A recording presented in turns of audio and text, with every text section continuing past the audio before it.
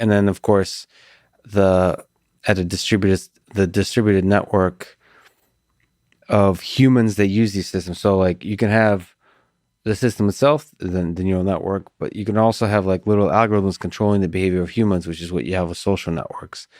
It's possible that a toaster or whatever, the opposite of Skynet, when taken at scale, but used by individual humans and controlling their behavior, can actually have the Skynet effect. Yeah. So the scale there, we might have that now.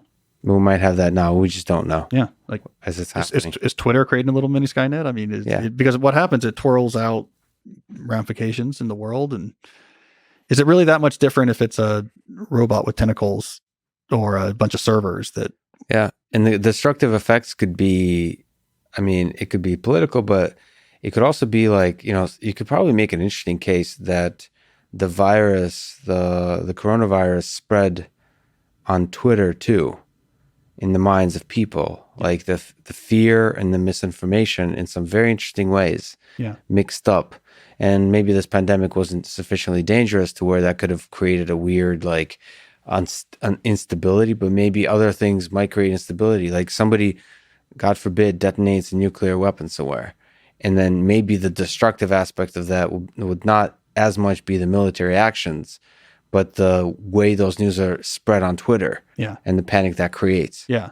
Yeah. I think that's a great case study, right? Like what happened, but I'm not suggesting that Lex, you go let off a nuclear bomb. I meant the coronavirus, but okay. but yeah, I think that's a really interesting case study. I'm interested in the counterfactual of 1995, do the same virus in 1995.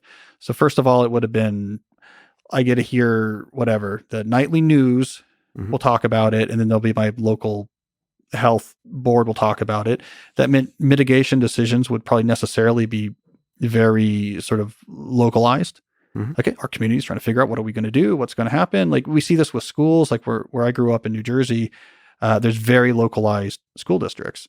So even though they had sort of really bad viral numbers there, my school I grew up in has been open since the fall because it's very localized. It's like these teachers and these parents, what do we want to do? What are we comfortable with?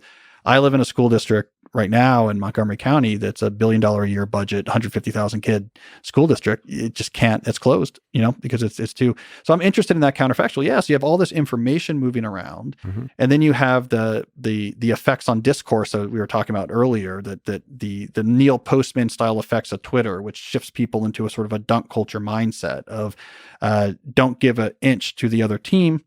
And we're used to this and was fired up by politics and the unique attributes of Twitter. Now throw in the coronavirus, and suddenly we see decades of public health knowledge, a lot of which was honed during the HIV epidemic, was thrown out the window because a lot of this was happening on Twitter. And suddenly we had public health officials using a don't give an inch to the other team mindset of like, well, if we say this, that might validate something that was wrong over here. And we need to, if we say this, then maybe like that'll stop them from doing this. That's like very Twittery in a way that in 1995 is probably not the way public health officials would be thinking. Or now it's like, well, this is, if we said this about masks, but the other team said that about masks, we can't give an inch to this. So we got to be careful. And like, we can't tell people it's okay after they're vaccinated because that might, we're giving them an inch on this. And that's very Twittery in my mind, right? That is the impact of Twitter on the way we think about discourse, which is a dunking culture of don't give any inch to the other team. And it's all about slam dunks where you're completely right and they're completely wrong.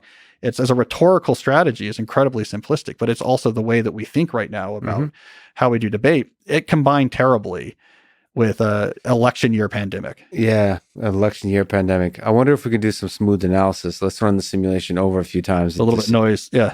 See if it can dramatically change the behavior of the system. Yeah.